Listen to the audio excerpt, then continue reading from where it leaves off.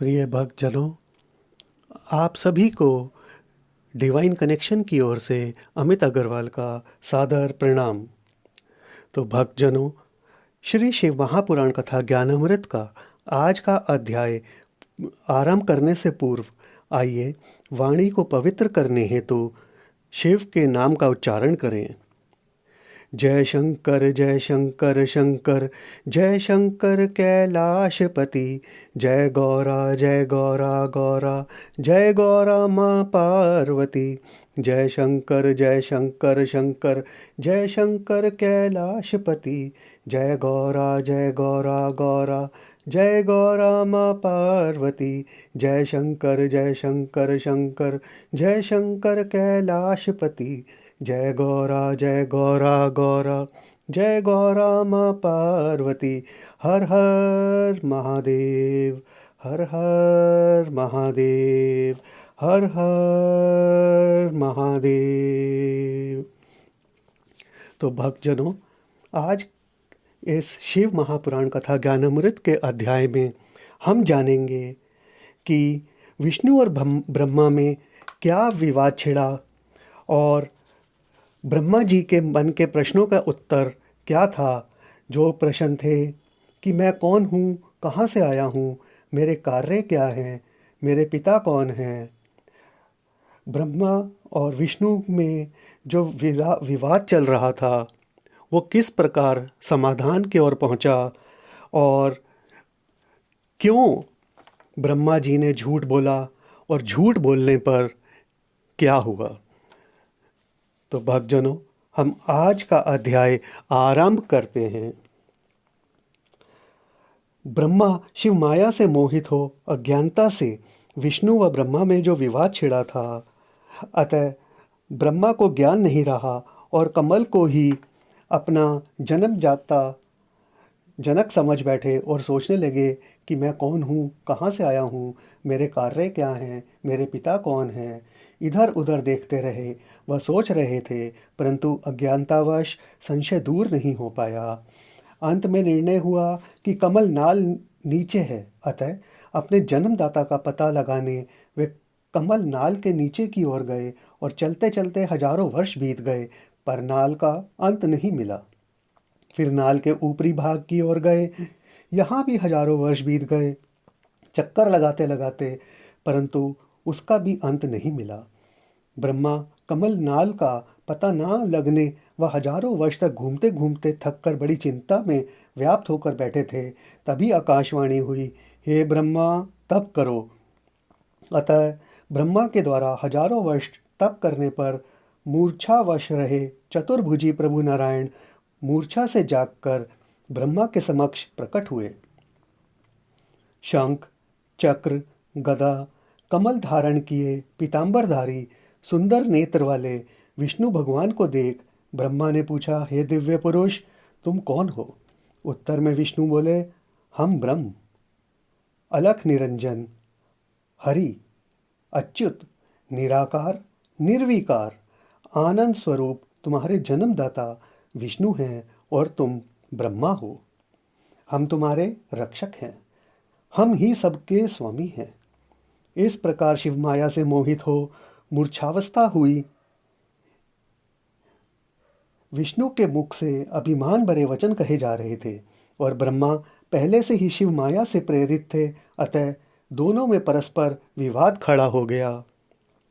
विष्णु द्वारा यह कहने पर कि हम तुम्हारे जनक हैं, सो ब्रह्मा क्रोध में भरकर बोले, हे विष्णु, तुम असत्य कह रहे हो, तुम मेरे जनक नहीं हो सकते, क्योंकि आकाशवाणी ने मुझे ब्रह्मा, पितामह, परमेष्ठी नामों से ही पुकारा है। अतः हम स्वयं ही गुणों को धारण करने वाले संपूर्ण सृष्टि के रचयिता हैं। तुम कैसे अपने को सबका मालिक समझ रहे हो। संत कहते हैं, जीवन का सबसे बड़ा रोग अभिमान है। इससे बुद्धि नष्ट हो जाती है और मनुष्य स्वयं अपना निर्णय नहीं कर सकता और विवादों के जाल में फंसकर महादुख सागर में डूबा रहता है।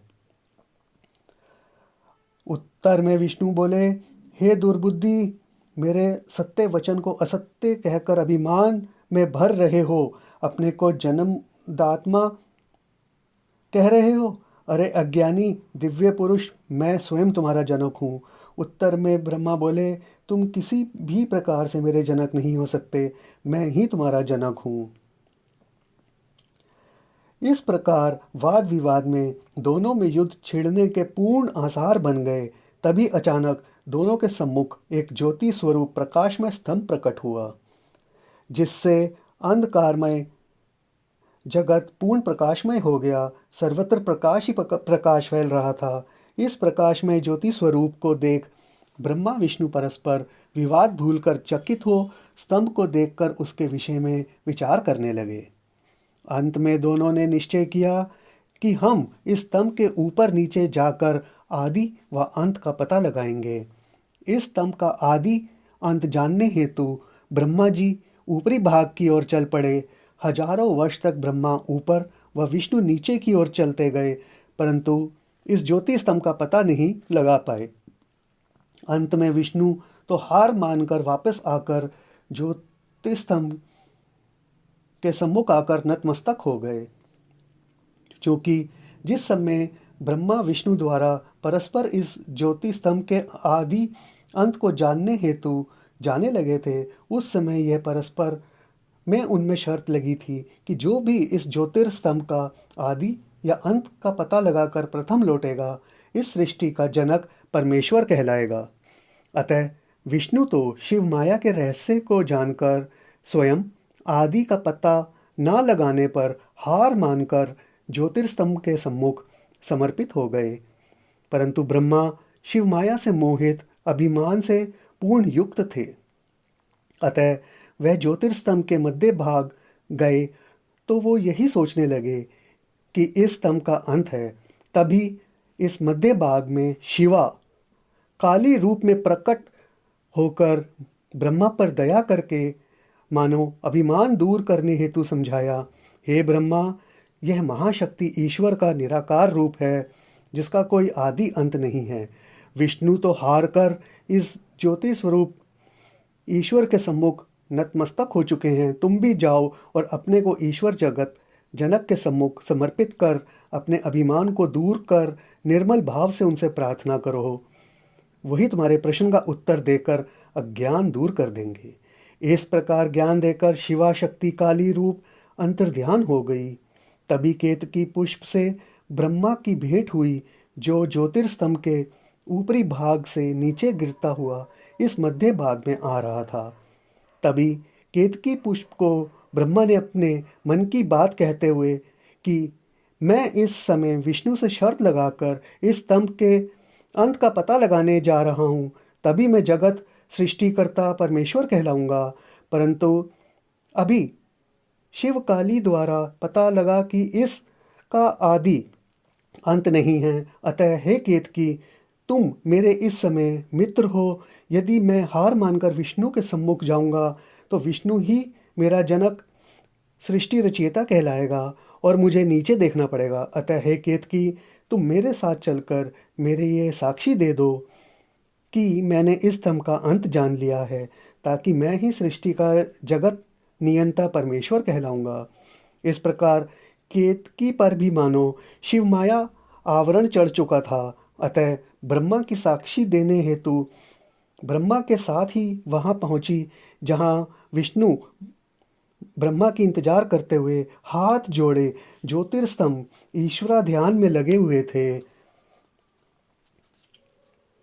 ब्रह्मा ने अत्यंत अभिमान से भरे अपने पांचवें मुख से वचन कहे कि हे विष्णु, मैंने इस ज्योतिर्स्तंभ का अंत पा लिया है। तुमने आदि का भेद नहीं पाया, अतः मैं ही अब तुम्हारा एवं सृष्टि रचयिता परमात्मा हूँ। इतना कहकर ब्रह्मा ने साक्षी देने हेतु केतकी पुष्प की ओर इशारा किया, तो पुष्प ने भी झूठी गवाही दे डाली। तभी उस ज्योतिर्स्तंभ से एक विकराल रूप प्रकट हुआ, जो शिव की भांति जटाधारी, अत्यंत रूप वाला, नग्नावस्था, हाथ में त्रिशूल, खड़गधारी, बड़ी बड़ी आँखों वाले, अत्यंत भयानक गर्जना कर रहा था।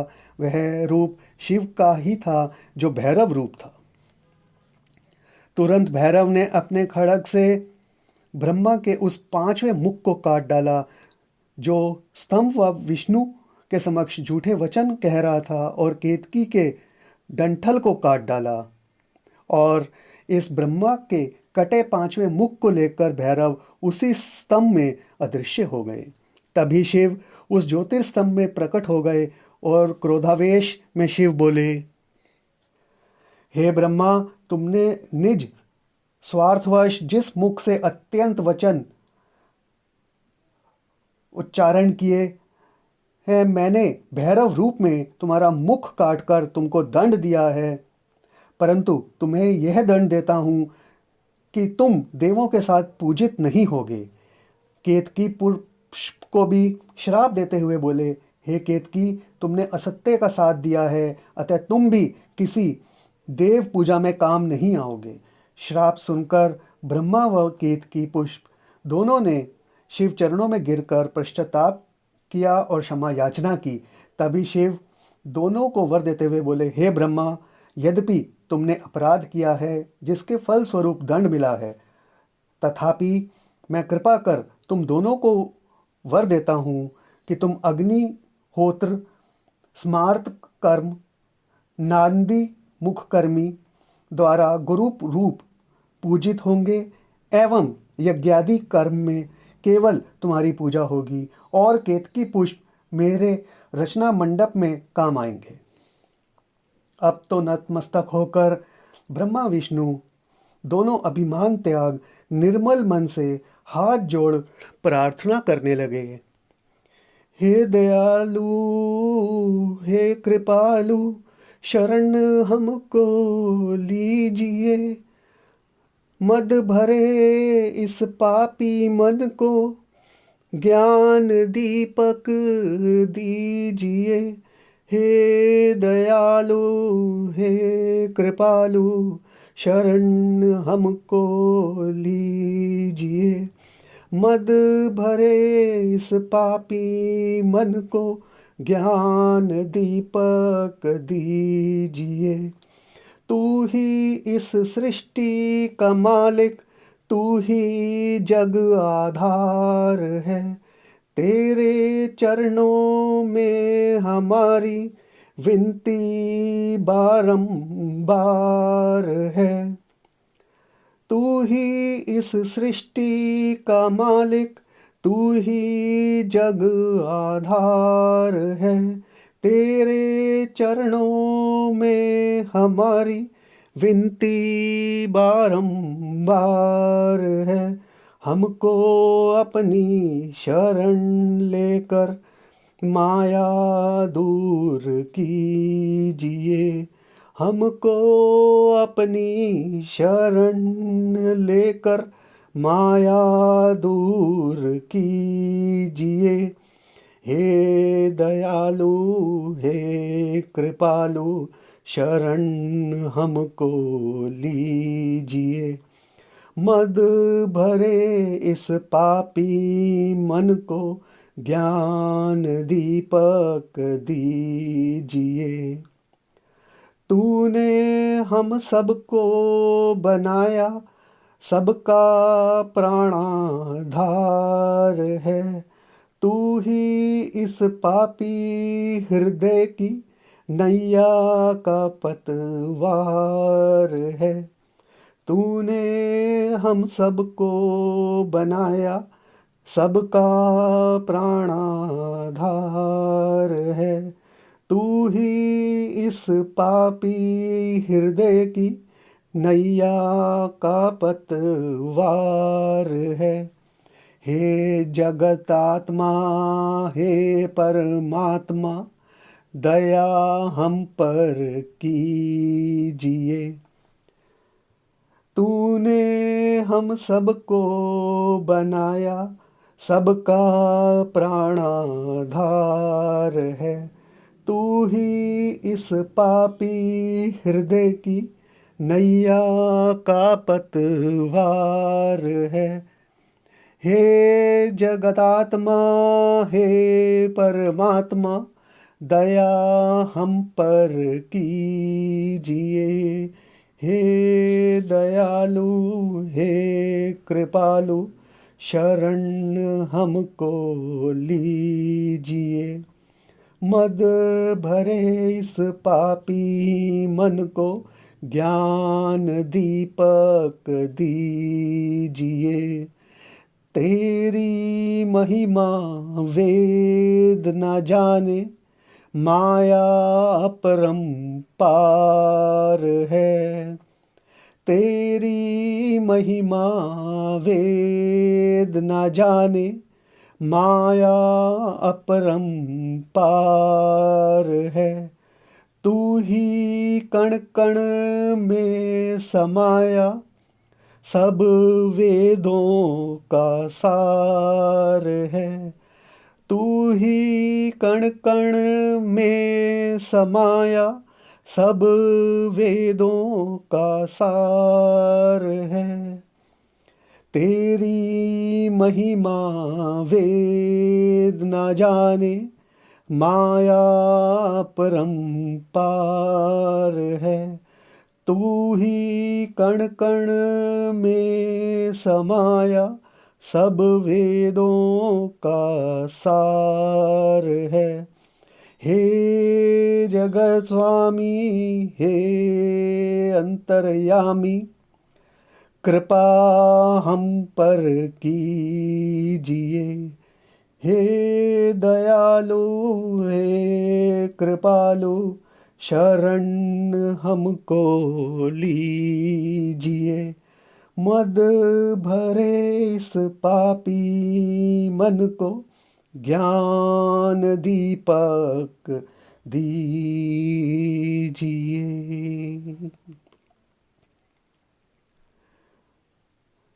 तो भक्तजनों, कल इसी समय आपसे पुनः भेंट होगी। तब तक हाथ उठाकर आप सब प्रेम पूर्वक मेरे साथ बोलेंगे, हर हर महादेव, हर हर महादेव, हर हर महादेव।